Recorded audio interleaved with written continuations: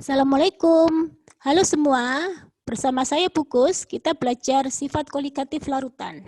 Sebelum kita melangkah ke sifat koligatif larutan, sebaiknya kita harus tahu apa itu larutan. Larutan adalah campuran yang homogen dari dua zat atau lebih. Zat yang jumlahnya sedikit disebut sebagai zat terlarut, dan zat yang jumlahnya banyak disebut sebagai pelarut. Contohnya, apabila kita mencampurkan 1 sendok gula dengan air, kita aduk sampai tercampur merata, maka kita tidak akan bisa membedakan mana air, mana gulanya, karena mereka sudah tercampur sempurna. Dan kalau kita rasakan di setiap bagian gelas, di atasnya, di bawahnya, atau di samping-sampingnya, semuanya akan terasa manis. Karena larutan itu sudah tercampur sempurna. Sifat koligatif larutan adalah sifat yang tidak bergantung pada jenis zat terlarut, tetapi hanya bergantung pada jumlah partikel zat terlarut di dalam larutan. Karena larutan dibedakan menjadi dua macam, maka sifat koligatif juga dibedakan menjadi dua macam, yaitu sifat koligatif larutan non-elektrolit dan sifat koligatif larutan elektrolit. Yang kita pelajari pada saat ini, sifat koligatif larutan non-elektrolit. Apa-apa saja yang merupakan sifat koligatif larutan, itu ada kenaikan titik didih atau delta TB, penurunan titik beku atau delta TF, tekanan osmotik atau P, dan penurunan tekanan uap atau delta P. Sebagai gambaran mudah, kita melangkah ke penurunan tekanan uap. Andai kata pelarut murni atau air, kita panaskan, maka molekul-molekulnya ini akan menguap seperti ini. Apabila kita tambahkan dengan zat terlarut, di dalamnya sini ada zat terlarut, maka kehadiran zat terlarut ini akan menghambat penguapan dari pelarut murninya atau dari air tersebut. Sehingga jumlah molekul yang menguap itu akan lebih sedikit. Dalam suhu yang sama, jumlah molekul yang menguap pada pelarut murni atau air dan jumlah molekul yang menguap pada larutan akan berbeda. Pada larutan jumlah molekulnya akan lebih sedikit, sehingga tekanan yang dihasilkan, tekanan uap yang dihasilkan itu akan lebih kecil atau menurun. Dari sini kita bisa menyimpulkan bahwa tekanan uap pada pelarut murni akan lebih besar daripada tekanan uap larutan karena kehadiran partikel zat terlarut. Semakin banyak partikel zat terlarut yang ada di dalamnya sini, maka semakin banyak penghalang dari pelarut untuk menguap, sehingga semakin sedikit terjadi penguapan, sehingga tekanan uap akan lebih menurun. Apabila kita memanaskan air, ini molekul-molekul air juga akan menguap. Kita tahu apa itu mendidih? Mendidih adalah apabila tekanan uap yang dihasilkan di sini sama dengan tekanan udara di sekitarnya, itu yang dikatakan mendidih. Pada tekanan yang saat ini, air mendidih pada 100 derajat. Maksudnya apa? Kalau kita memanaskan sampai 100 derajat, maka uap-uap yang dihasilkan di sini mempunyai tekanan yang sama dengan tekanan udara di sekitar. Tetapi beda kalau kita melarutkan C6H12O6 atau glukosa di dalam air di sini, maka uap yang akan dihasilkan pada 100 derajat itu tidak sebanyak uap yang dihasilkan pada air murni.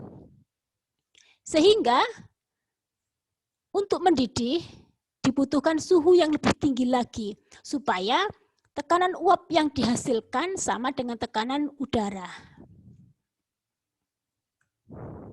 Begitu juga dengan membeku. Pada 0 derajat air itu sudah membeku. Tapi beda dengan es krim, karena es krim itu sudah ditambah dengan macam-macam, dengan gula, dengan margarin, atau dengan coklat, dan lain-lainnya, sehingga pada 0 derajat, dia tidak membeku seperti es batu. Dia masih terasa lembut. Karena apa? Di sini sudah terjadi penurunan titik beku. Apa yang kalian tahu tentang tekanan osmotik? Tekanan osmotik yaitu pergerakan molekul-molekul pelarut atau pergerakan molekul-molekul dari zat yang mempunyai konsentrasi rendah ke zat yang konsentrasi tinggi melalui selaput semi-permeabel. Selaput semi-permeabel ini hanya ditembus oleh molekul-molekul zat pelarut, molekul-molekul pelarut. Apabila di sini ada pelarut dan di sini ada larutan dan di sini ada membran semi-permeabel, maka di sini akan ada peristiwa atau pergerakan molekul-molekul pelarut ke arah sini, ke arah larutan sini, sehingga nantinya terjadi perbedaan volume antara ruang ini dan ruang ini. Terjadi perbedaan seperti ini akan menimbulkan suatu tekanan. Seberapa tekanan yang bisa diukur, yaitu apabila kita mendorong ini sampai volumenya sama lagi.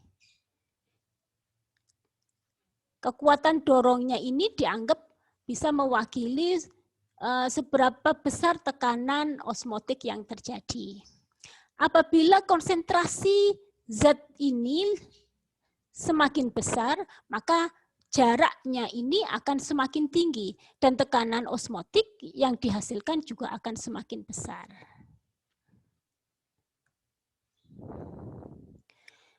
Karena sifat koligatif larutan hubungannya dengan banyaknya zat terlarut, maka kita perlu mempelajari konsentrasi apa sajakah yang digunakan dalam memperhitungkan sifat koligatif larutan.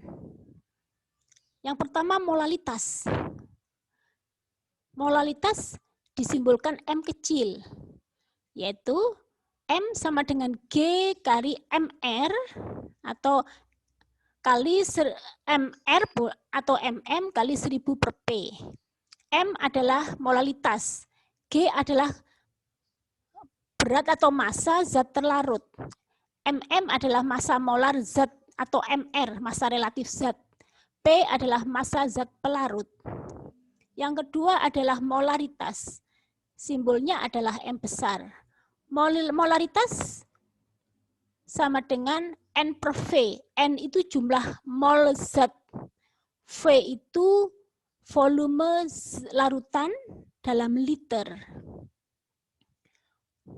Berikutnya adalah fraksi mol atau X. XP itu fraksi mol pelarut. Itu sama dengan NP mol pelarut per mol total. Yaitu mol total itu mol terlarut ditambah mol pelarut. Kalau XT itu fraksi mol terlarut. Itu sama dengan NT dibagi NT plus NP. Dari sini kita bisa perhatikan ya, kalau di sini XP, maka di atasnya adalah NP per N total. Kalau di sini XT, maka di atasnya adalah NT per mol total. Bagaimanakah menghitung besarnya sifat koligatif larutan non-elektrolit? Yang pertama, penurunan tekanan uap atau delta P. P di sini adalah tekanan uap larutan sama dengan P0, maksudnya P0 itu tekanan uap pelarut murni dikalikan fraksi mol pelarut. Atau delta P sama dengan P0 min P0X, maksudnya delta P sama dengan P0X itu adalah tekanan larutan, tekanan uap larutan.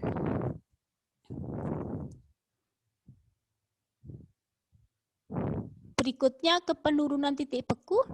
penurunan titik beku adalah delta TF. Delta TF itu sama dengan TF pelarut. TF pelarut itu titik beku pelarut murni dikurangi titik beku larutan. Delta TF sama dengan M kecil ini molal dikalikan KF. KF itu konstanta penurunan titik beku. Berarti delta TF sama dengan gram atau ini massa terlarut dibagi MR atau massa relatif atau massa molar dikalikan 1000 per P kalikan KF.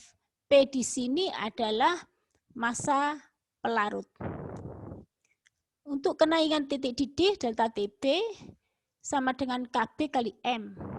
Delta TB sama dengan KB kali M-nya molal, berarti G per MR kali 1000 per P. G-nya di sini massa zat terlarut, ini massa relatif zat terlarut, ini massa pelarut P-nya. Sedangkan kenaikan osmotik atau P sama dengan MR kali T. M itu molaritas, yaitu mol per volume, volume dalam liter, kali R. R itu tetapan gas yaitu 0,082, T-nya suhu mutlak. Demikian sifat koligatif larutan dan elektrolit. Kita ketemu lagi pada berikutnya yaitu pembahasan sifat koligatif larutan elektrolit pada pembahasan yang berikutnya. Sekian, terima kasih dari saya. Assalamualaikum, sukses selalu.